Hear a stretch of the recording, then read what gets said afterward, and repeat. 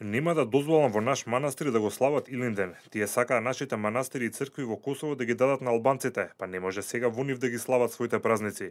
Ова го кажал патриархот Иринеј, а информацијата пренесоа српските медиуми, со констатација дека на овој начин и оваа година нема да и биде дозволено на македонската официјална делегација да го празнува Илинден во манастирот Прохор Пчински. Причината за ваквиот став на СПС, која практично одлучува за ова прашање, е како што се наведува односот кој во Македонија го добивале свештениците на СПЦ. И покрај тоа што според многумини има многу политика во овој наведум црковен спор меѓу МПЦ и СПЦ, сепак шепот на српска дипломат Ивица Дачич вели дека исклучиво српската црква можела да одлучува дали и кој ќе празнува во низините верски објекти.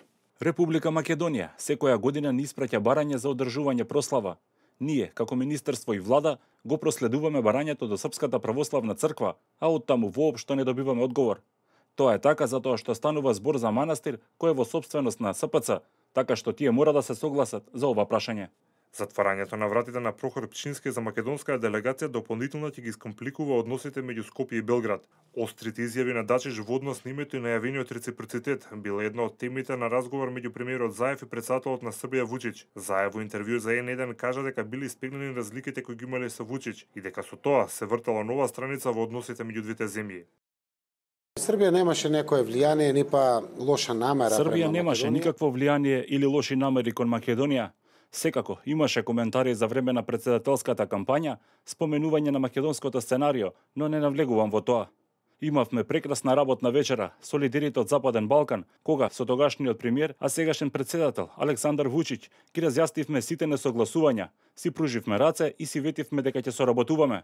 Имавме прекрасна билатерална средба со новата премиерка, господја Ана Брнабиќ, која навистина отвори некои убави перспективи. Јас го потврдив тоа. Овде беа и министрите за надворешни работи. Презедовме обврска да го следиме тоа што го сакаат нашите граѓани. Нашите граѓани сакаат соработка. Ние сме блиски народи, навистина имаме одлична перспектива. Политичарите мора да отвараат такви перспективи, да ги унапредуваат во корист на граѓаните на Македонија и на Србија. До Илинден има уште 9 дена. Шансите СПЦ да се предомисли според познавачите се многу мали. Земјави во минатото имаше обиди за славење во манастирот, но од СПЦ тоа не го дозволуваа. Според познавачите се додека не се реши меѓу црковниот спор, сосема известно дека и понатаму СПЦ нема да дозволува да се празнува во овој манастир.